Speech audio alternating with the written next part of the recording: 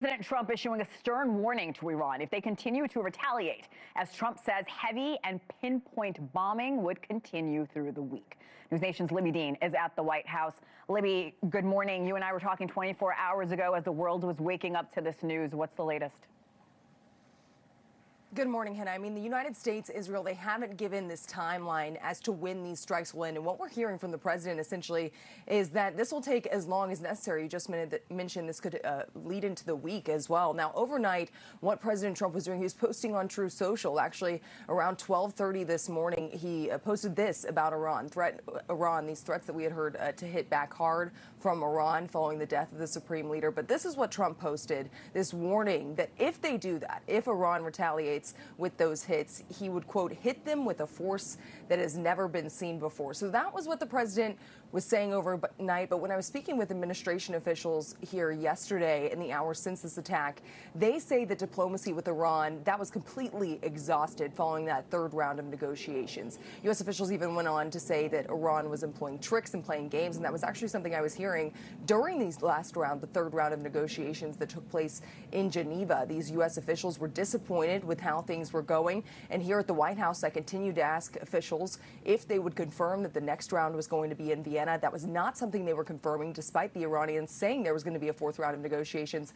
Clearly, that was not on the table, and the president had this plan that we've now seen play out. But the next 48 hours, that's going to be key here, both in Iran and here at the White House, because in Iran, the key question is going to be whether those citizens will rise up, as we heard President Trump urge in that video message that he put out when these strikes were conducted. Now, here in Washington, also, the focus is going to turn to what happens next if that occurs, if the Iranians rise up there, specifically who the president wants to see take power in Iran. He actually has been conducting quite a few phone interviews, Hena, and he said in one that there are some good candidates, but did not provide any additional details. And actually, of course, you mentioned off the top of that they have picked someone to temporarily fill the shoes of the supreme leader there. So we'll see what the president has to say in the hours since that was announced. And Libbey, you have been reporting that Trump is in his Mar-a-Lago estate. He's monitoring the situation, but he has been talking to world leaders since these attacks that we saw again play out 24 hours ago. What more are you learning about those conversations?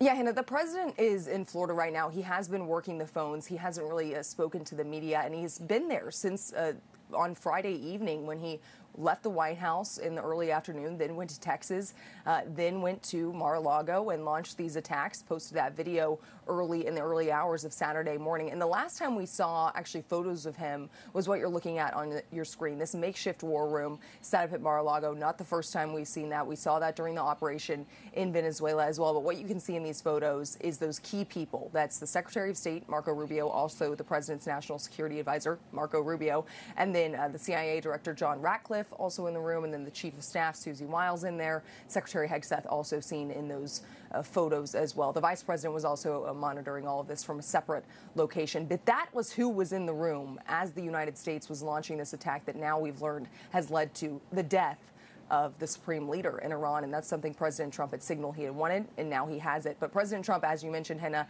he's been speaking on the phone with world leaders in the hours since this attack. We've learned he's spoken with the leaders of the UK, Kuwait, Turkey, Saudi Arabia, Qatar, the UAE. Also, he spoke with the NATO Secretary General Mark Rutte. Certainly important conversations for the president to be having. As we know, this is a global shift, and the world is watching to see what he has to say. But he is going to spend the majority of his day there in Florida, Hena. He's going to return here to Washington later this evening, probably around 9 p.m., if not later. But of course, he faces the reality of Congress as well, and that war powers resolution that they're weighing in the wake of all of this, Hena. Possibly as early as tomorrow. Libbey Dean live at the White House for us. Libbey, Thank you for watching. Subscribe below and download our NewsNation app right now on your phone, and you will get fact-based, unbiased news for all Americans.